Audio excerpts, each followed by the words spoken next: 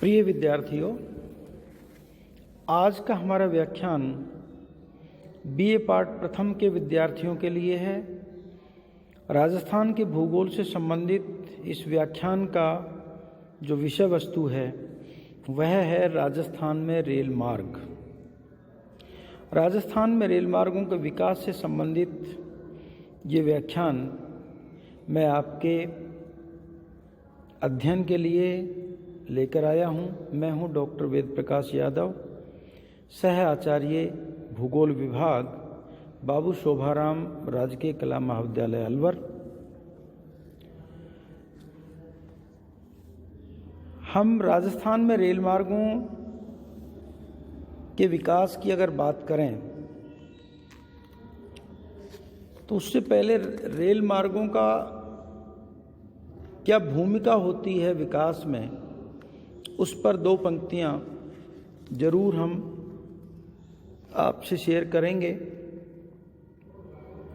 Rail मार्ग का किसी क्षेत्र के आर्थिक, सामाजिक, सांस्कृतिक विकास में बहुत महत्वपूर्ण योगदान होता है। और सही मायने में यदि हम कहें तो अगर आप किसी रेलवे स्टेशन पर चले जाएंगे तो रेलवे स्टेशन पर जाकर के आप, अगर कोई बड़ा रेलवे स्टेशन है तो आप संपूर्ण भारत के नहीं तो कम से कम भारत के एक बड़े क्षेत्र के सांस्कृतिक दर्शन कर सकते हैं। लोगों की भिन्न भिन्न वेशभूषाएं, भिन्न भिन्न बोलियां, भिन्न भिन्न रहन सहन के तरीके, उनका अपना गहने, उनके अपने वस्त्र, ये तमाम बातें आपको जो भारत की सांस्कृतिक विविधता है वह रेलवे स्टेशनों पर देखी जा सकती है।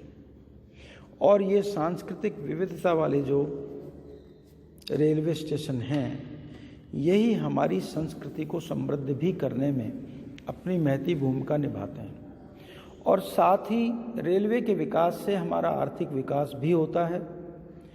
आर्थिक विकास में जहाँ रेलें एक स्थान से दूसरे स्थान पर कच्चे माल को लेकर के जाती हैं, उत्पादक क्षेत्रों से औद्योगिक केंद्रों तक कच्चा माल ढोती हैं, तो ठीक उसी प्रकार से उत्पादन केंद्रों से बाजार तक वो निर्मित माल को भी पहुंचाती हैं। तो रेलों की एक महत्वपूर्ण भूमिका होती है किसी देश के, किसी राज्य के आर्थिक विकास में। वही भूमिका हमारे राजस्थान में भी इन रेलों की रही है। आइए रेलों के विकास की एक झलक जो आज़ादी से पहले राजस्थान में रेलों का विकास हुआ उस पर हम डालें, और उसके बाद आज़ादी के बाद जो विकास हुआ उस पर हम एक नज़र डालते हैं।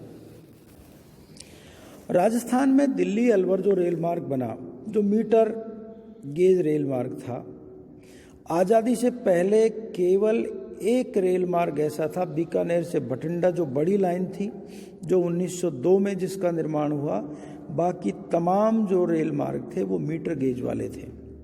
और दिल्ली अलवर रेल मार्ग 1874 में जो बना था ये भी मीटर गेज था।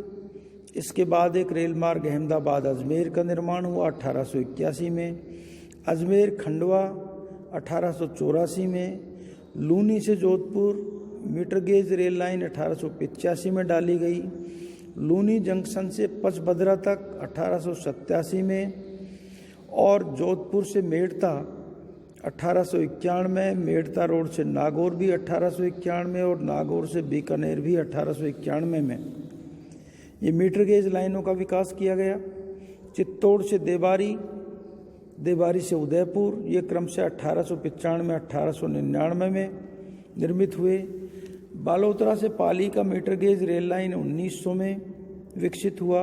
तो इसी तरह से सांगानेर से सवाई माधोपुर, डेगाना से सुजानगढ़, बीकानेर से रतनगढ़, रतनगढ़ से सरदार शहर, अनेक रेल मार्ग थे जो देश में आज़ादी से पहले बन गए थे।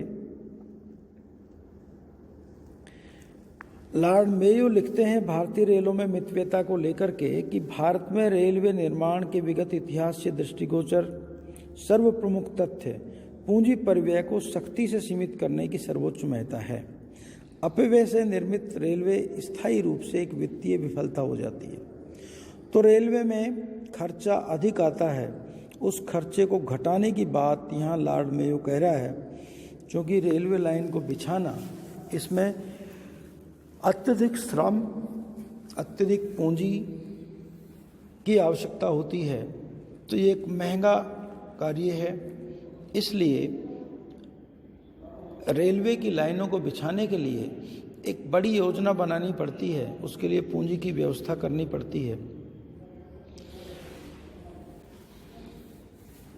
रेलवे लाइन को बिछाने में क्या क्या दिक्कतें आती हैं, रेल परिवहन से संबंधित क्या क्या समस्याएं हैं राजस्थान में, उनकी भी हम थोड़ी चर्चा करना चाहेंगे।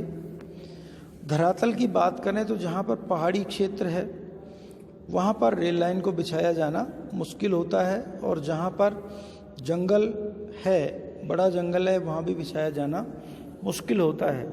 लेकिन राजस्थान में बहुत बड़ा इलाका पहाड़ी नहीं है और न ही यहाँ पर सघन वृक्ष, सघन जंगल हैं, इसलिए रेल लाइन को बिछाने में ज़्यादा परेशानी नहीं आती। लेकिन ज़्यादा परेशानी आती है तो पश्चिमी राजस्थान के थार के मरुस्थल में है, जहाँ पर रेलवे लाइन बिछाना भी मुश्किल है और बिछाने के बाद उसका रख रखाव, क्योंकि ग्रीष्म काल में आंधियों के द्वारा बड़ी मात्रा में रेत ला कर के रेलवे लाइनों पर बिछा दिया जाता है और रेलवे लाइनें दिखाई ही देना बंद हो जाती हैं।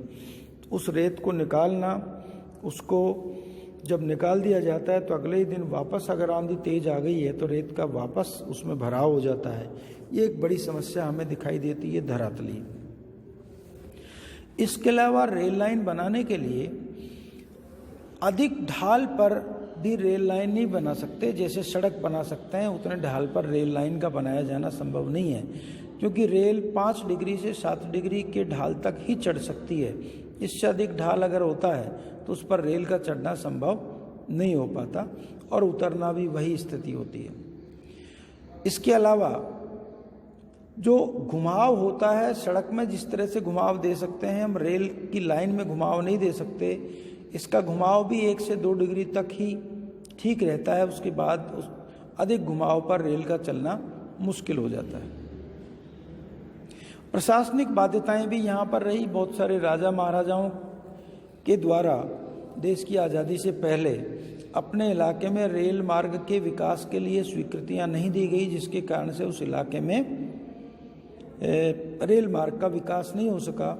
उदाहरण के तौर पर जयपुर के समीप ही बिचून ठिकाने ने मना कर दिया था, इसलिए वहाँ बिचून से रेल मार्ग नहीं गुजरा और फिर ये आगे धानक्या, उगरियावास, जोबनेर, फुलेरा होता हुआ अजमेर तक जयपुर से गया। तो ये एक इसमें प्रशासनिक बाध्यताएं भी कई बार दिक्कतें पहले आज़ादी से पहले करती थी। आजकल इन समस्याओं का लगभग समाधान हो गया है, प्रशासन से ऐसी दिक्कतें सामान्यतः नहीं आती हैं। पूंजी की कमी, मैं पूर्व में कह चुका हूँ कि एक बड़ी मात्रा में पूंजी चाहिए।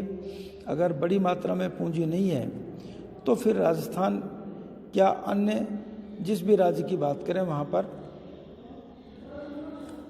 सरकार अगर पूंजी नहीं देती है तो मुश्किल है। हालांकि अब नई सरकार ने रेल के विकास के रेल को भी निजी क्षेत्र में सौंपने की बात की है, कई जगह सौंपा है। अब आने वाला समय ही बताएगा कि हमारे लिए सामाजिक और राष्ट्रीय स्तर के ऊपर कितना लाभदायक सिद्ध होगा। लेकिन रेल को अब निजी क्षेत्र में डालने की योजनाएं चल रही हैं और एक सीमा तक डाला गया है। रेल उन क्षेत्रों में उसका निर्माण संभव नहीं होता जो अनार्थिक क्षेत्र होते हैं, जहां आर्थिक रूप से रेल का कोई उपयोग नहीं हो।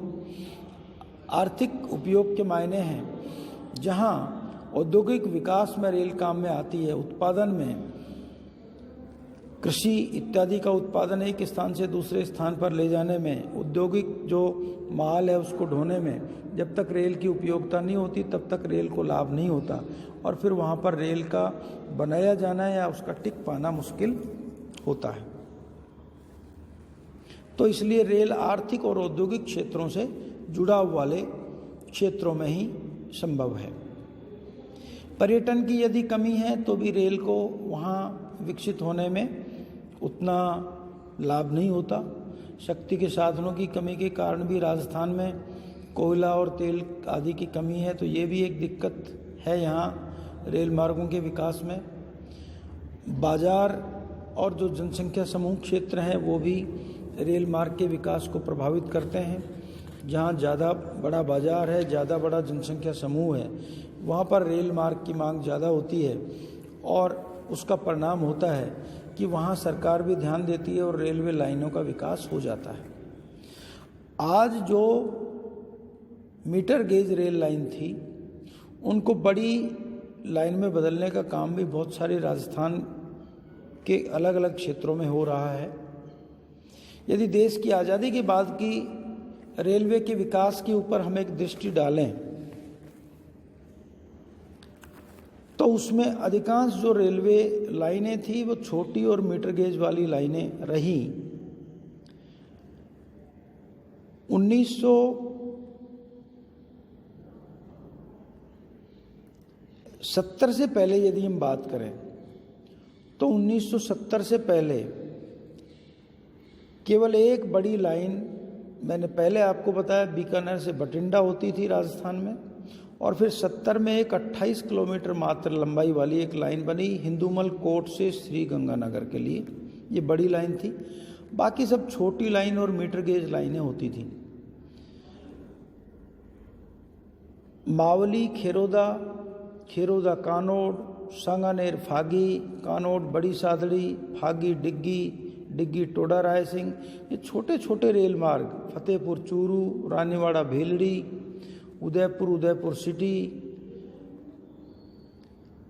ये छोटे छोटे रेल मार्ग हुआ करते थे। इसी तरह से डाबला सिंघाना, ये 20, 30, 40 किलोमीटर की लंबाई वाली रेलवे लाइनें थीं जो आज़ादी के बाद 1948 से बनना आरंभ हुआ और 1994 तक ये चलती रहीं।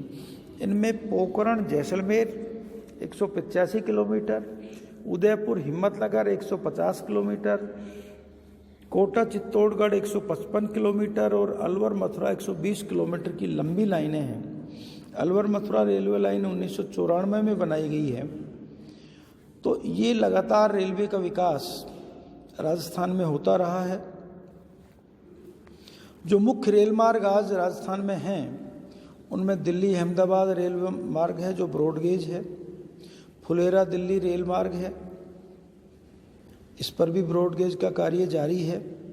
जयपुर श्री गंगानगर रेल मार्ग, जयपुर लोहारू रेल मार्ग, जोधपुर दिल्ली रेल मार्ग, बीकानेर दिल्ली रेल मार्ग, जयपुर सवाई माधोपुर रेल मार्ग, जयपुर बांदीकुई रेल मार्ग, बीकानेर सूरतगढ़ हनुमानगढ़ रेल मार्ग, सूरतगढ़ बठिंडा रेल मार्ग, जोधपुर जैसलमेर रेल मार्ग, जोधपुर दिल्ली रेल मार्ग, बीकानेर श्री गंगानगर, आगरा बीकानेर, जोधपुर, लूनी, मलबा इत्यादि अनेक रेल मार्ग हैं। अजमेर चित्तौड़गढ़ कोटा, चित्तौड़गढ़ उदयपुर, ये अनेक रेल मार्ग राजस्थान में अब हैं जो राजस्थान के आर्थिक विकास में और सांस्कृतिक आदान प्रदान में बहुत महत्वपूर्ण भूमिका निभा रहे हैं।